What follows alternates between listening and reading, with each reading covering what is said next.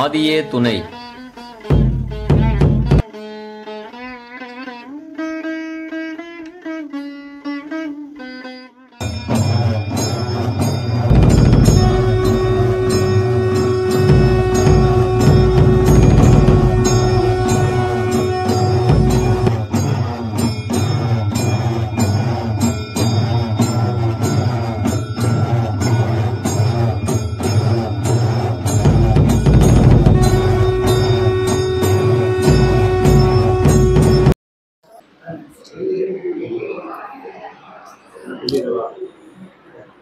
நெய்வேலி சாலை மூன்று அறிவித்துள்ள நெய்வேலி சுரிவாசன குமார சாலை ஐயப்பண்ணன் அவர்கள் வெற்றி பெறுகிறார்.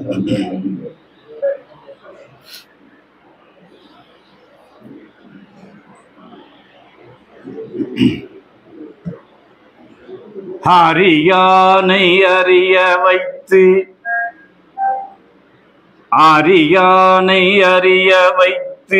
அந்த நாயனை விரட்டி பிறப்பித்தாரும். அரியானை அறிய வைத்து அந்த நாயனை விரட்டி பிறப்பித்தாரும். தெரியானை தெரிய வைத்து திரளிருளை தெரிந்த தேசிகேந்திரா. பெரியான் என்றனையோங்கி பேச வைத்த பிறவா பேரே.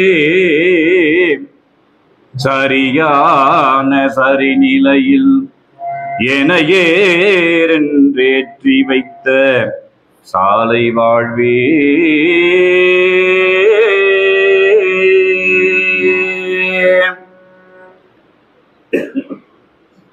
தமிழ்ச்சங்கம் வளர்த்த மதுரையிலே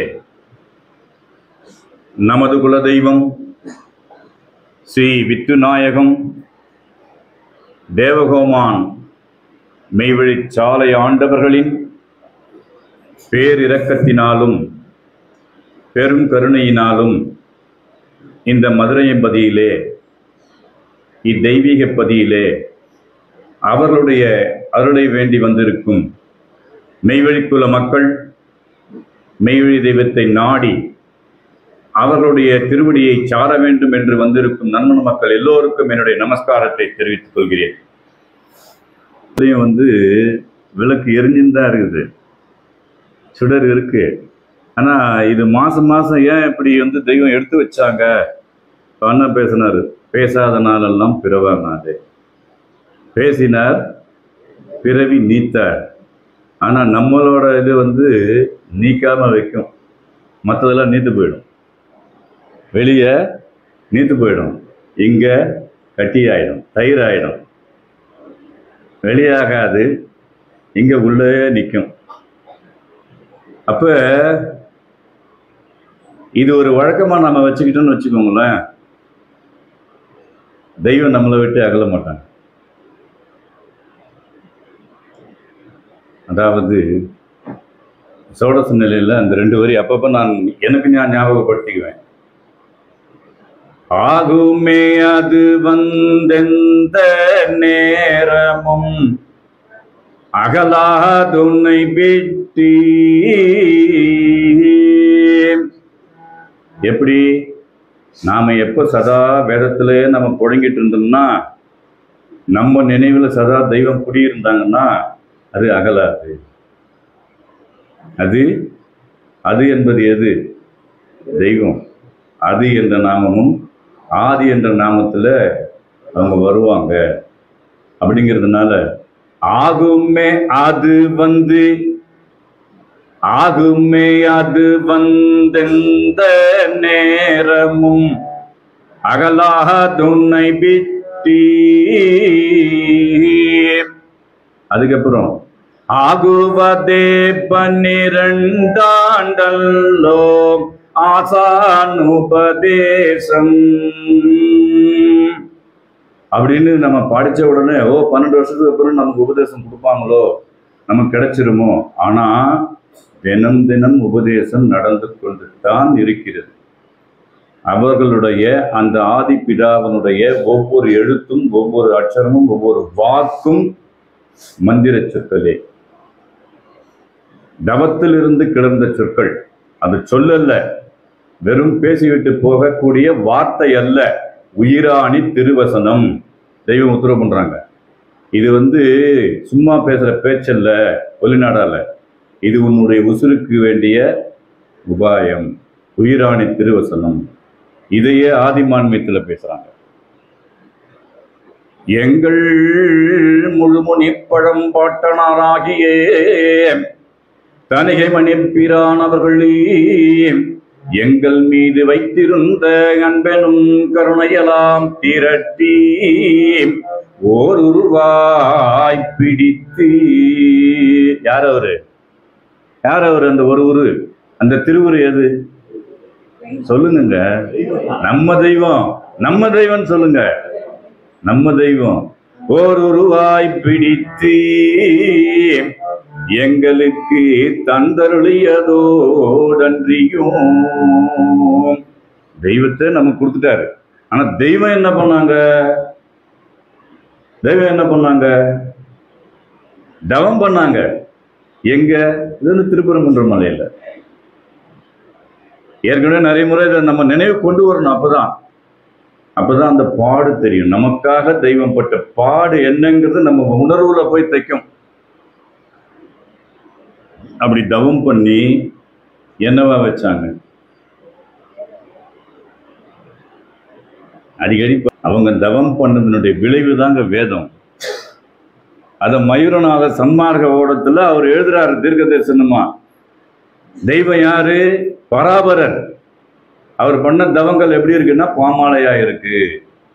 பராபர வள்ளலும் பண்ணிய தவங்கள் இங்க எப்படி இருக்கு? நம்ம கிட்ட நமக்கு என்னவா கொடுத்துருக்காங்க?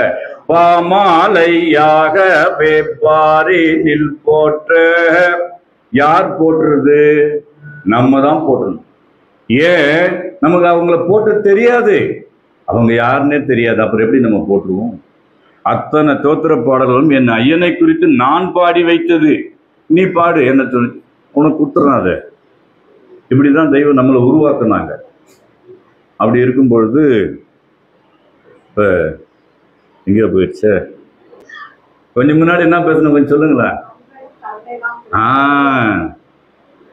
இருக்கிறாங்களான்னு பார்த்தேன். அன்புல இருக்கிறாங்க.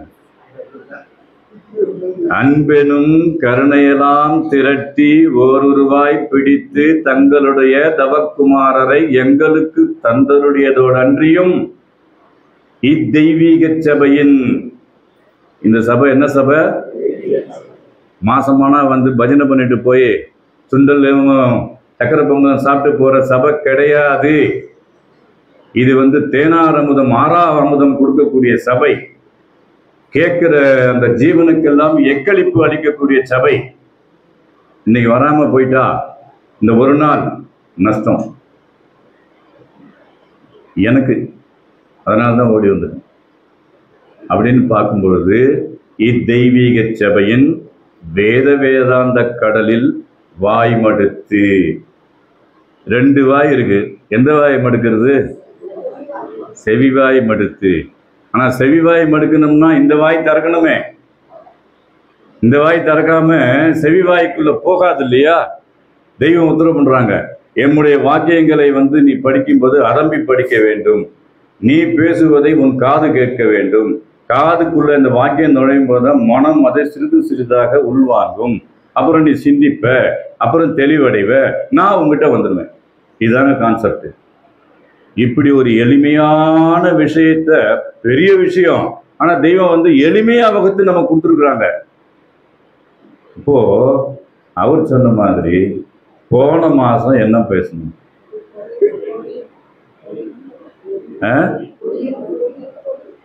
தெய்வக்கொடி. சரி, அதுல முக்கியமா நிறைய பேர் வெளியே சொன்னாங்க, இன்னைக்கு தாங்க எங்களுக்கு இது கிடைச்சிது, அது தெரிஞ்சுது, இது சந்தோஷமான விஷயம். எவ்வளவு நாள் வச்சுட்டு இருக்காங்க? இந்த 1 மாசம் ஆயிடுச்சு. என்ன வாங்கணும், அதுல என்ன சொன்னாங்கன்றது ஒண்ணே ஒண்ணு சொல்லுங்க. வெள்ளிக்கிழம்ப வெள்ளிக்கிழம்ப வெள்ளிக்கிழம்பான்னு எழுதின்னு வராங்களே, எங்க அந்த வெள்ளிக்கிழம்பணும்? இதை விட நம்ம தூண்டி கொடுக்கணும். அப்ப எங்கேயே விட்டுறோம் இல்லையா? அப்புறம் அடுத்து பௌர்ணமி கொடி ஏறும்போது ஒரு சமாச்சாரம் நடந்தது. இதெல்லாம் சொல்லுவீங்க, ஏன் இவ்வளவு கூச்சப்படுறீங்க? இது தெய்வ சபையில எல்லாருமே அந்த வகையில கொடிங்கிற தலைப்புல பேசினதுல ஒரு அரை மணி நேரத்துக்குள்ள இவ்வளவு விஷயம். இப்ப 10 நிமிஷம் போயிடுச்சு. இன்னைக்கு என்ன பேச போறோம்னா, இங்க நாம எதுக்காக வந்து உட்கார்ந்துருக்கிறோம்? என்ன வித்தையை கத்துக்கிறதுக்காக இங்க உட்கார்ந்துருக்கோம்? என்ன வித்தை நமக்கு நடக்க போகுது? அப்படின்னா என்னங்க இதை கேட்க திடீர்னு அப்படின்னா என்னன்னு கேட்டா நாங்க என்ன பதில் சொல்றது? அப்படி பதில் கூற தெரியாத தேரலாக இருக்கலாமா பிறப்பரே அப்படின்னு தெய்வம் தன்னை குறிச்சு கேட்கிறாங்க. ஆனா அவங்க எல்லாமே தெரியும். அவங்களுடைய மக்களாக நமக்கு இப்படி தெரியாம இருக்கலாமான்னு என்ன நான் கேட்டுக்கிறேன். உங்களுக்கு நல்லது. பிரம்ம வித்தை ஏற்கனவே பேசியிருக்கிறோம். இருந்தாலும் ரொம்ப நாள் ஆயிடுச்சா, எனக்கு நான் ஞாபகம் ஊட்டிக்கணும்ட்டு அதையே வந்து இன்றைய தலைப்பா எடுத்துக்கிறோம். பிரம்ம வித்தை அப்படின்னா என்ன? வெளிநாடால தெய்வம் வந்து ஒரு மனிதனுக்குள்ள இன்னொரு மனிதன் போக முடியுமா? நேரத்தை பார்க்காதீங்கன்னு.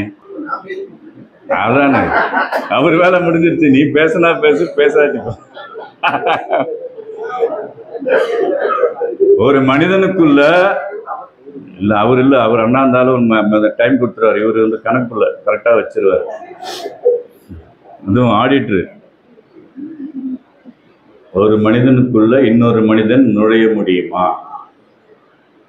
எல்லாம் கேட்டிருக்கிறோமா இல்லையா? ஞாபகப்படுத்தி கேட்டிருப்போம்.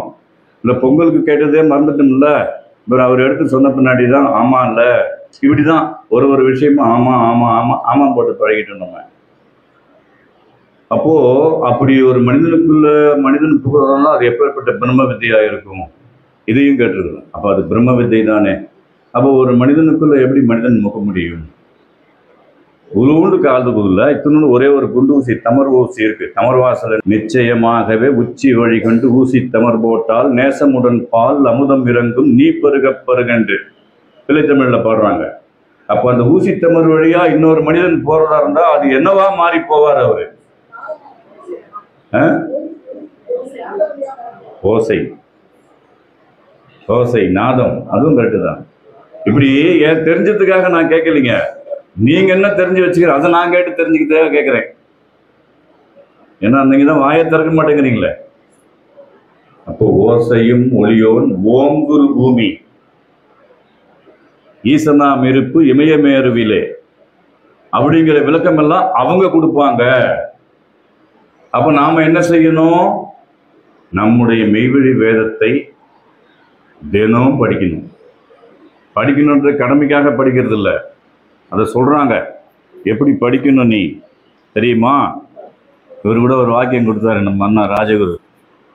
இவர் வந்து ஆனா பேசுற தலைப்புல இருந்து எல்லாமே தெய்வ வாக்கியம் தாங்க. அதுல இருந்து நம்ம எடுத்துக்கிட்டாக்கா எல்லாமே சொல்லலாம். அதாவது பேசுறதுக்கு எனக்கு வாய் இருக்குது, உனக்கு கேட்கறதுக்கு காது இருக்கணுமேன்னு ஒரு இடத்துல சொல்லுவாங்க, உத்தரவு பண்ணுவாங்க தெய்வம். எல்லாமே இப்ப கொஞ்சம் முன்னாடி பேசினதுதான் அனைத்தும் மந்திர சொற்கள். அது வந்து அறிஞ்சவங்களுக்கும் அறியாதவர்களுக்கும் ஒன்று போல் நடாத்தும் கருணாமூர்த்தியாக நம் தெய்வம் அவர்கள் படிச்சதுக்கு பரிசு கொடுக்குறாங்க. இந்த சின்ன குழந்தைங்கெல்லாம் இப்ப பரிசு வாங்கிச்சல மாட்டு பொங்கல் அன்னைக்கு மழலை தான். அதுக்கு என்ன தெரியும்? மனப்பாடம் பண்ணி ஒப்பினா ஒப்பிச்சது பரிசு கொடுத்தவொடனே ஆஹா கொடுத்ததாங்கன்னு சந்தோஷம். அதனாலதான் தெய்வம் நமக்கு வந்து அவங்களே வந்து நம்ம கிட்ட பரிசா வராங்க, பரிசு குரு வந்துடுறாங்க. அப்படி இருக்கும் பொழுது அந்த வேதத்தை வந்து ஏற்கனவே இப்போ இந்த தேடு குடும்பத்தில் வந்து முன்னாடியெல்லாம் பாத பூஜையாக ஒரு மந்திரம் சொல்லுவாங்க. ஆமன் விட்டாதி யோதை எங்குலாவது திகாந்த ஜகாதி எந்தங்களும் விளங்கும் யுகங்களின் அடிக்கோடி கோடியும் முகாந்த முடிக்கோடி கோடிகளும் கடந்து நின்ற வெப்பே நீதி வழிபற்றி தாவி தொடர்ந்து என்றும் குன்றாத அன்றாதி மணமகன் அப்படின்லாம் வரும். அதில் ஒரு வரி வரும், தங்கள் தங்களின் செவ்வரி படர்ந்த கண்களை மகா அதிசயத்துடனே பார்க்க வேண்டும். அப்படி பார்க்கலன்னு சொன்னா இது சித்திக்காது. இப்போ அவர் விரும்பினவருக்கு ரவி கோடியா வீசும். நம்ம பாட்டுக்கு சரி படிக்கணுங்கிற கடமைக்காக வரவங்க எழுத்தாவே இருக்கும். அது சப்தமா இருக்கும், ஓசையாகவும் இருக்காது, ஒளியாகவும் இருக்காது, சப்தமா இருக்கும். அந்த வகையில தேடு குடும்பத்தில் இன்னொன்று கொடுக்குறாங்க. அந்த எப்படி நீ பார்க்கணும் என்னுடைய வாக்கியத்தை அப்படின்னு பார்த்தா, இருவாரம் பசி கிடந்த பெருவாய் வேங்கை இறை தேடி பாய்ந்திடும் விரியல்பு போலும். அப்படி படிக்கணுமா? ஒரு எழுத்துமும் பட்டு பட்டு பட்டுன்னு நினைவுல வேக வேகமா வச்சுக்கிட்டு மறுபடியும் வந்து அசைப்படும். திரும்ப நம்ம நினைவு கொண்டு வந்ததுதான் அது பூக்கும். தொண்டர்கள் பூவில் ஞான சூரிய உதயம் கண்டிப்பா உதிக்கும், அதுல எந்த சந்தேகமும் கிடையாது. அதுலயே இதுல வந்து அந்த பசி கிடந்த வேங்க எப்படி என்னுடைய அந்த இறை எப்படி டார்கெட் வைக்கிது பாருங்க. இங்கிருந்து இவ்வளவு தூரத்துல இருக்குதுன்னா எவ்வளவு தூரத்துல நம்ம ஜம்ப் பண்ணா அதுக்கு போய் குறவலையை பிடிக்கலாங்கிறத கால்குலேட் பண்ணுது. அதுக்கு தகுந்த மாதிரி கொஞ்சமா முன்னேறி ஜம்ப் பண்ணி பிடிச்சிட்டு இது இந்த இதுல பார்க்கலாம், நேஷனல் அனிமல்ஸ்ல எல்லாம் போடுறான் பார்க்கலாம். அதுல இன்னொன்னு என்ன பார்த்தீங்கன்னா, அவர் கொடுத்த வாக்கியத்தில் ஏற்கனவே அவர் ராஜவீரன் பேசினாரு.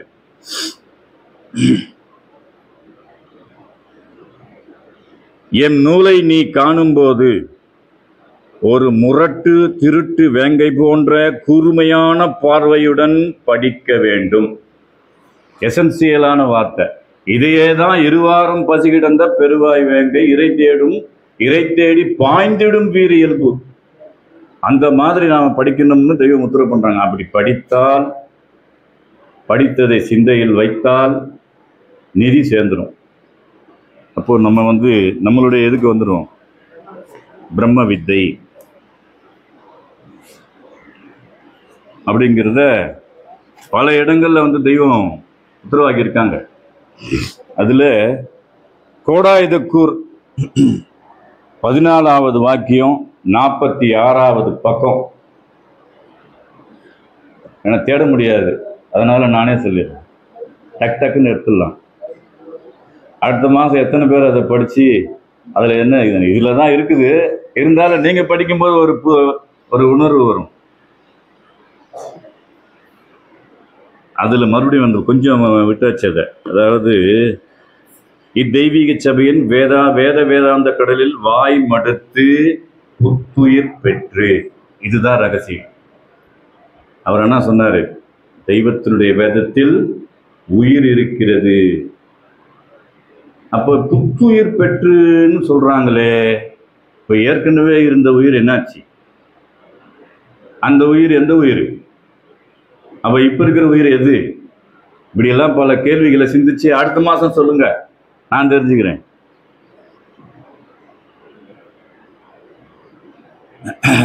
கோடாயுதக்கூர் 14வது வாக்கியம் 46வது பக்கம். பிரம்ம வித்தையை யார் பெறுவார்கள்? இது ஒரு கேள்வி. பிரம்ம வித்தை என்பது பிரம்மாண்டமான கோடி சூரிய பிரகாசத்துடனே வாரி வீசுகிறது. பார்த்தோமா இல்லையா? பார்க்கலையா?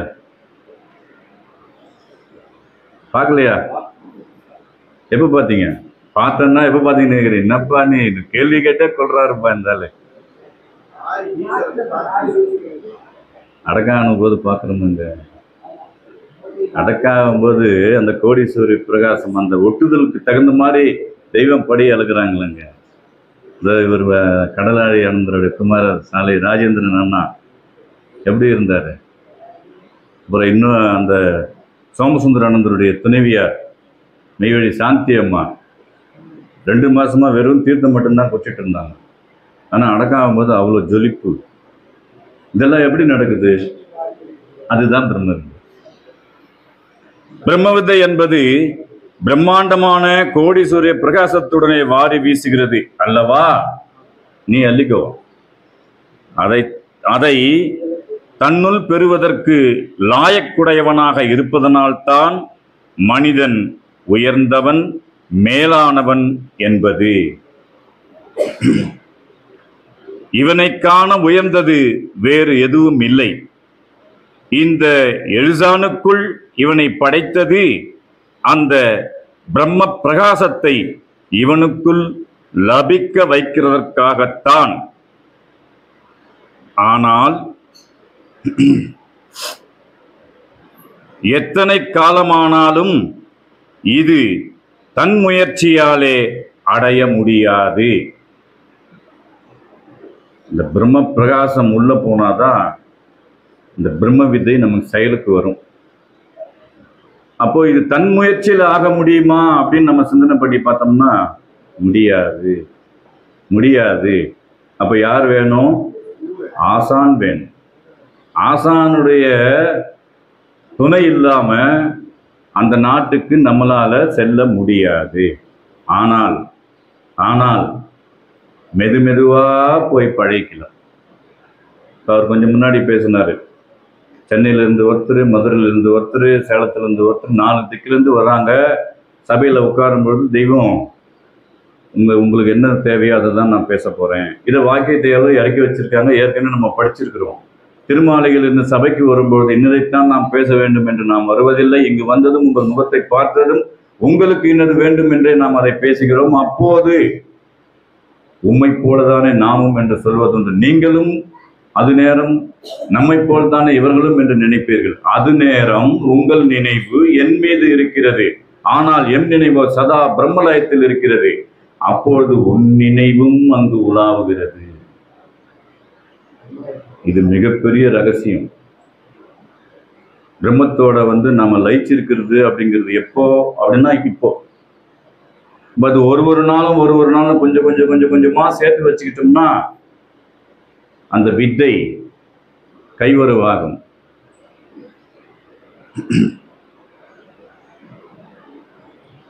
இவனை காண உயர்ந்தது வேறு எதுவும் இல்லை. இந்த எழுசானுக்குள் இவனை படைத்தது அந்த பிரம்ம பிரகாசத்தை இவனுக்குள் லபிக்க வைக்கிறதற்காகத்தான். ஆனால் எத்தனை காலமானாலும் இது தன் முயற்சியாலே அடைய முடியாது. இதற்கு ஒரு சத்திய நித்திய ஆசானவர்கள் துணை வேண்டும். அது இல்லாம நடக்காது.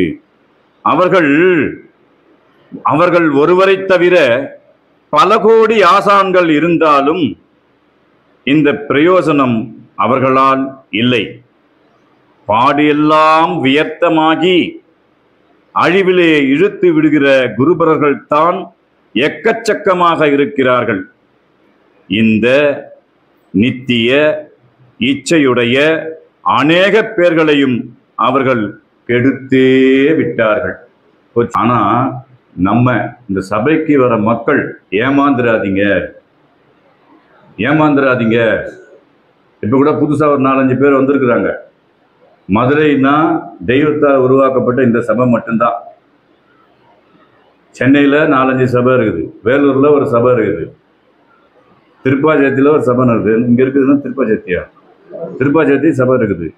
இதெல்லாம் தெய்வம் அங்கீகாரம் கொடுத்த சபை. அங்கீகாரம் கொடுக்காத சபையில தன்னிச்சையா போய் ஒரு 10 பேர் சேர்ந்து படிச்சுக்கிட்டு அப்படியே அதை வளர்த்துக்கிட்டு தான் ஒரு குருவா மாறி என்னென்னமோ பண்றாங்க.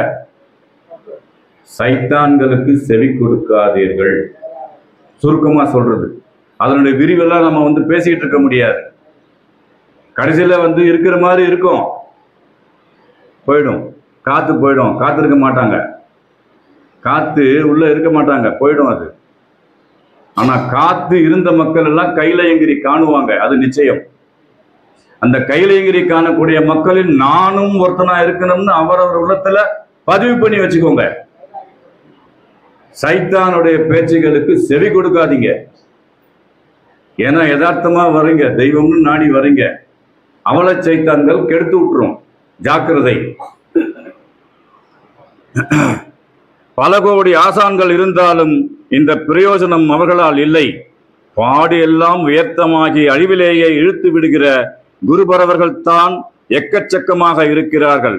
இந்த நித்திய இச்சையுடைய அநேக பேர்களையும் அவர்கள் கெடுத்தே விட்டார்கள்.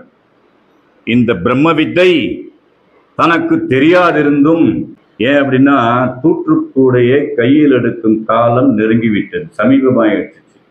கர்த்தர் தூத்துக்குடியை கையில் எடுத்துட்டார். தூத்தும் போது பதரெல்லாம் பறந்துடும், இருக்கிறதையாச்சும் தேர்த்துங்க போங்க அப்படின்னு பணிக்கிறது மாதிரி ஒரு நினைவு எனக்கு ஏற்படுது. அப்போ இந்த பிரம்ம வித்தை தனக்கு தெரியாதிருந்தும் தெரிந்த பெரியோர்கள் போல மக்களிடையே வேடம் போட்டு அடுத்திருந்து கெடுத்தே விட்டார்கள். எடுத்துக்கிட்டே இருக்கானுங்க. எதனாலன்னா புதுசா வரவங்களுக்கு ஒன்றும் தெரியாது. ஓ இப்படிதான் போல இருக்குமோ, அதுக்குதான் சபைக்கு வந்தா இவ்வளவு மக்கள் இருக்கிறாங்க, அப்ப இவங்கெல்லாம் எங்க வராங்களா, அந்த ஆள் அப்படி சொல்றாரேன்னு அவங்க சிந்தனையில முளை கண்டுச்சுன்னு வச்சுக்கோங்க, உஷாராயிடுவாங்க. உஷாராயிட்டு இந்த பக்கம் வந்துருவாங்க. இதுல லைக்கணும்னு வந்தா, இல்லாட்டி போனதுதான். அது நம்மளுடைய பொறுப்பு கிடையாது. அது சொல்ல வேண்டிய கடமை நமக்கு இருக்கு.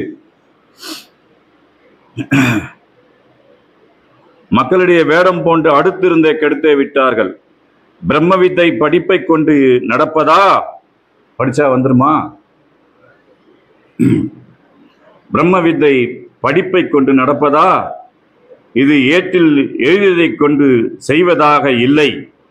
அறியாதவர்களின் பொய் நூல்களை படிப்பதனால் உண்மையான குருபிரானை சந்திக்க முடியாது.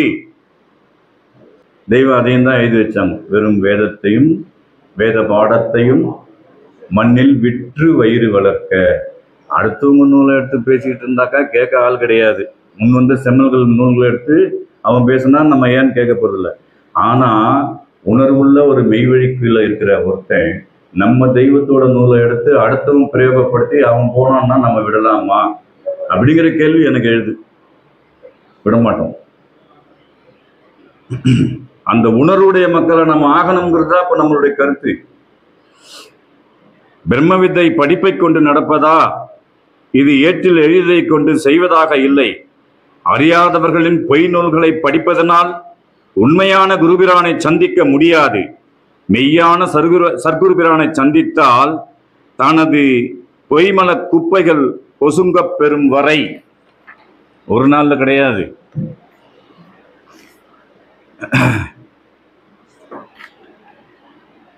மெய்யான சர்க்குரு பிரானை சந்தித்தால் தனது அவங்கவுங்க பொய்மல குப்பைகள் பொசுங்க பெறும் வரை அவர்களுடன் இருக்க வேண்டும். ஒரு நாள் வரும், தங்குறாங்க. அந்த காலத்தில் நடந்தது. தெய்வம் வந்து அந்த தீட்சா கழுவில் உபதேசம்லாம் முடிச்சு, தீட்சையெல்லாம் முடிச்ச உடனே 3 நாள் தங்குவாங்களன்னா 3 நாள் தங்கிட்டு உத்தரவு கிளம்பிடுவாங்க. நினைச்சு பார்ப்பாங்க, என்னடா ஒரு நாள் ஒரு இரவில் உங்கள் காதில் ஒன்றை போட்டமே, அதை பற்றி ஏன் உன் வாய் பேச மாட்டேங்குது? அப்போ அவங்க என்ன பண்ணா, புள்ள பிறந்துச்சு அப்பான்னு கூப்பிடுமான்னு எதிர்பார்க்குறாங்க. அப்படின்னா பேசுவாங்கன்னா இந்த மெய்யை எடுத்து பேசுவாங்களா எதிர்பார்த்தாங்க. ஒரு நாள் இரவில் உன் காதில் ஒன்றை போட்டோமே, அதை பற்றி ஏன் உன் வாய் திறக்க மாட்டேங்குது, பேச மாட்டேங்குது? அப்படின்னா அவங்க எவ்வளோ நம்மளை நம்பி ஒப்படைச்சிருப்பாங்க. நமக்கு இந்த வேதத்தின் வாயிலாக ஏதோ பிச்சை போடுறாங்க, அதனால நம்மளால ஏதோ ஒன்று பேச முடியுது. சரியா தவறா தெரியல, ஆனா சரியான சரிநிலையில் என்னை ஏறென்று ஏற்றி வைத்து சாலை வாழ்வு. அந்த சாலைக்கு உள்ள வாழணுங்கிற ஆசையினால பேசுறோம். எல்லாரும் வாழணுங்கிற அபிப்பிராயத்தினால பேச வரும். அது அவங்க கொடுத்தது. அதுல பிழை இருந்தாக்கா அவங்க தான் பொறுத்தரணும்னு கேட்டுக்கிறோம் தெய்வத்துக்கிட்ட. அவர்களுடன் இருக்க வேண்டும். அவ்வாறு பொய் அனைத்தையும் பொசுக்கி மெய்யிலேற்றும் வாக்கு வரம். வரம்ங்கிறது என்ன? வாக்குதான் வரும். நான் காப்பாத்துறேன் போ. ஒரு பாட்டி வந்து எனக்கு வந்து எவங்கிட்ட இருந்து காப்பாத்து, எனக்கு சாவுல இருந்து காப்பாத்து தெய்வமே, போ நான் காப்பாத்துறேன் போ. வயசாகி போச்சு, நான் காப்பாத்துறேன் போ. வாக்கு கொடுத்தாங்க, அடங்காச்சு. வாக்கியத்தில் சொல்ல ஒரு பன்னாடை கழுவி லக்காபுரத்துலேருந்து வந்தா, காஷாயம் வாங்கும்போது முகத்தை மூடிட்டு இருந்தா. என்னடி வந்து முகத்தில் ஒரு இடி இடித்தோம், முந்தானை விலகும்போது பல்லு 2 நீட்டிட்டு இருந்தது. இதுதான்யா வாங்கின உபதேசம். அப்போ உபதேசம் முக்திக்கு அல்ல அப்படிங்கிறது நமக்கு இதில் தெளிவாக புரிய வைக்கிறாங்க தெய்வம். ஏமாந்துடாதீங்க. ஆசானுடைய இரக்கம் சொர்க்கம். அவருடைய அன்பு சொர்க்கம், வெறுப்பு நரகம். அதுக்கு அடிப்படையா வேதத்துல எல்லாமே இருக்கு. அதை படிக்க படிக்க படிக்க ஓயாது படிக்க ஓங்கும் உணர்வு. எந்த உணர்வு? எந்த உணர்வு? மெய் உணர்வு. ஜீவனுக்கு மெய்யுணர்ச்சி தைப்பது காதின் வழியாகத்தான். செவிச்சுவையில பேசியிருக்கிறோம். இப்படி தலைப்பை எடுத்து பேசினாதான் அதுக்குள்ள எவ்வளவு விஷயங்கள் இருக்குதுன்ற கிரகிச்சு மற்றவங்களோட பகிர்ந்துக்கிட்டா அந்த பகிர்ந்து உள்வாங்கிறவங்க திரும்ப அதை சிந்திக்கணும். அவர் பேசுனதுனால நான் மறுபடியும் அதே பேசிக்கிட்டு இருக்கேன். ஏன்னா அவர் என்ன தூண்டி விட்டுட்டார்.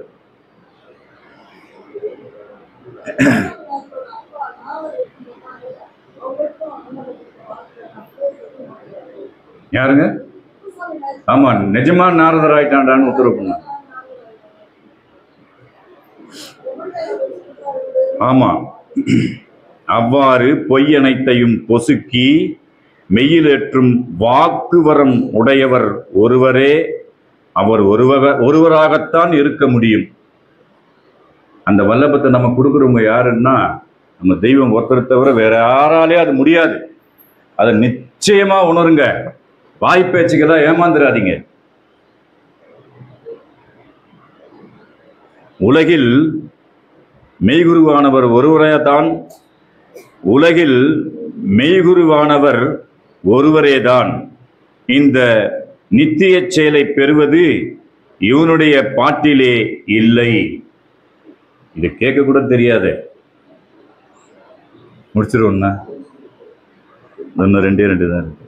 சரி, இவனுடைய பாட்டிலே இல்லை. இவன் முயற்சியில் ஆகிறது என்றால் அது மலைக்கும் மடுவுக்கும் உள்ள வித்தியாசம் போல ஆகும். இவ்வளவு வித்தியாசம் இருக்கிறது என்று அறியாமல் உலக மக்கள் பொய்குருமார்களை நிஜமெனவே நம்பி வீணாக போகிறார்கள். இவையெல்லாம் ஒரு மெஞ்ஞான சபைக்குள் நுழைந்ததும் தெரிய வரும். இன்னைக்கு இந்த அளவுல முடிச்சுக்கிட்டு இன்னும் இருக்குது ஒரே ஒரு விருத்தம், அதை மட்டும் பாட்டு முடிச்சிடுறேன். பிரம்ம வித்தைன்னா என்னங்கிறத ரொம்ப அழகா மெய்மன ஞானத்துல தெய்வம் நமக்கு உத்தரவு பண்றாங்க. கண்டு கண்டு நீ விண்டையாபுமே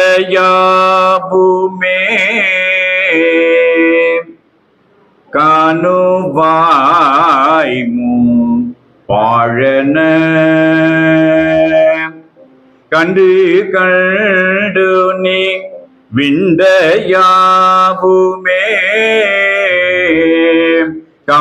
காணுவாய்மோ பாழன. காவியேறிய அண்டர் கோணிடம் காணுவாய்மோ பாலையே.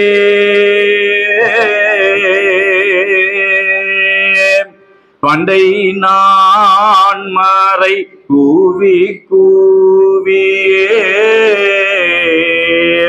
பாடுமே பாலையே. பாதைய பாலி ஏகுதற்கிங்கே பான்மறை விள்ள வலையே. பண்டை வேதியர் கொண்டிட பால் கடந்த பால் செல்லுவார். பாலந்தாண்டி கரையும் கண்டிடும் பாரும் பார்மல கூத்திரே.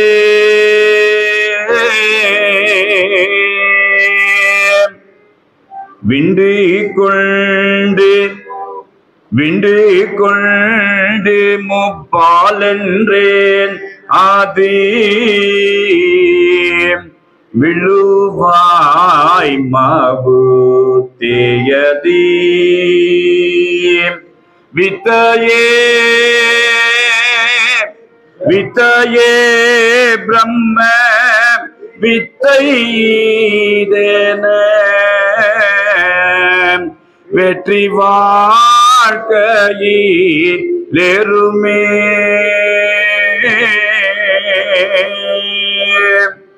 பிரம்ம வித்தை என்பது அந்த யமன்பதி எல்லையிலே வெற்றி அடைந்து சிவன்பதி வாழ்விலே ஆகுவது ஒன்றே என்று நம் தெய்வம் அவர்கள் நமக்கு அருளியுள்ளார்கள் என்று கூறி, நம் தெய்வம் அவர்களின் பாதார விந்தங்களிலே பரிபூரண சரணாகதி அடைந்து அவர்கள் அளக்க நிற்கும் நிஜநிதி புதுவாழ்விலே மனங்கூடி சேர்ந்து நாம் எல்லோரும் இந்த பிரம்ம வித்தியினை அவர்களுடைய அருளாலே பெற்று அந்த வெற்றி வாழ்க்கையை அடைவோம் என்று கூறி என்னுடைய முத்திப்பேரரை மீண்டும் தொடரும். அனைவருக்கும் நமஸ்காரம், நமஸ்காரம், நமஸ்காரம்.